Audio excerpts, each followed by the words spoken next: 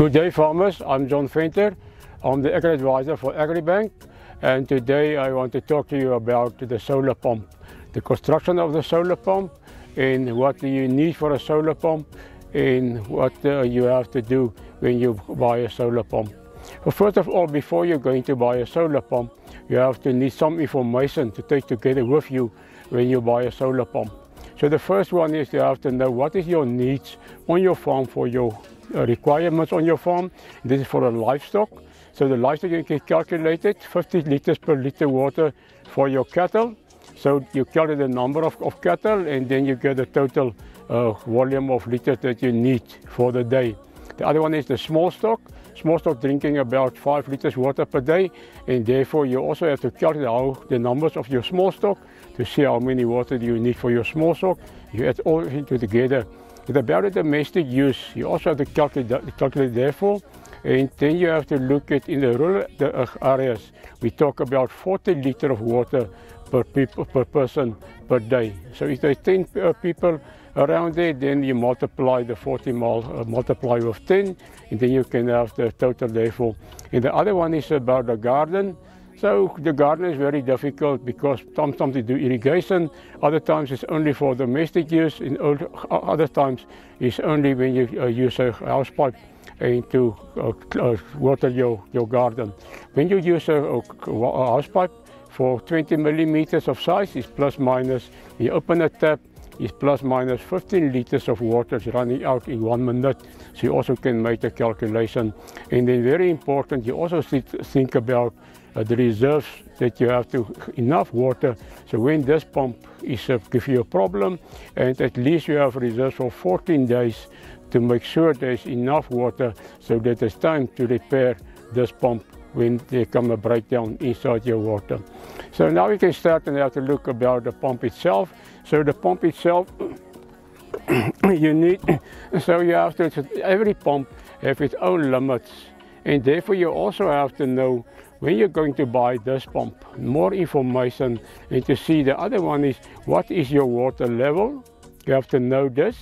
The other one is how deep is your borehole, so you can see how deep they can go inside in the borehole with the pipes.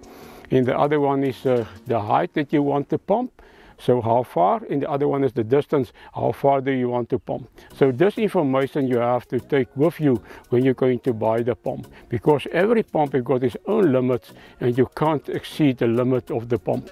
So when you look at the pump itself, you need the electric motor. This motor is a DC motor. It is running on 15 to 150 volts. So this is coming from the panels. The other one is the pump is above. So you need a pump, so the motor, the pump in plastic pipe, no steel rods, no steel pipe. It's only a high pressure plastic pipe that can take you up the water up from the bottom of the borehole up to the top to your water reservoir. And then also you need electric cable to connect it above the ground so that you can make sure that the electricity is coming down to your motor. And above the pump you need a water sensor. So you make sure that when the water is pumping out and maybe exceed the limit of the borehole and the water is running dry, that the motor is not running dry and it will not burn, it will not damage. So the water sensor is very, very, very important. And together when you're going up above the ground, and then you need at your control box. So the control box is very important. So that way you switch it on and you switch it off. But also important is when you buy a pump, you have to make sure that this pump, you also can use it on AC electricity, maybe on a generator or maybe on a grid electricity with 220 to 240 volt.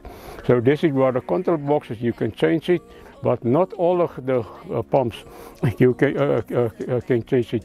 So also you need a rope, a very strong rope, to hold it on your pump to take it up, because this is very heavy, and when there's not supported on top of the borehole, then this can drop down and you can lose your pump inside the borehole.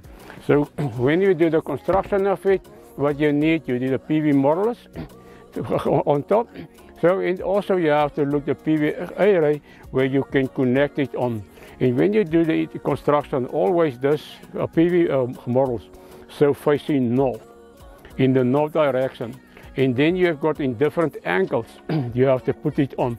So when you're going to the north, it's at 25 degrees. Here in the central Namibia, it's plus minus 30 degrees. And when you're going to the far south, then you're going at 35 degrees. So the maintenance on this is not much. So all you have to do with the maintenance is take a cloth, and from time to time you have to clean the PV models for the dust in the bird droppings, and to make sure that it's got enough sun is coming on it, and got enough electricity and energy to go into running your pump. When you want to buy the pump, please ask advice of experts, because this is a very professional field. And so to make sure that you're buying the correct pump, so you don't exceed the limits of the pump, and that you always have water. Thank you.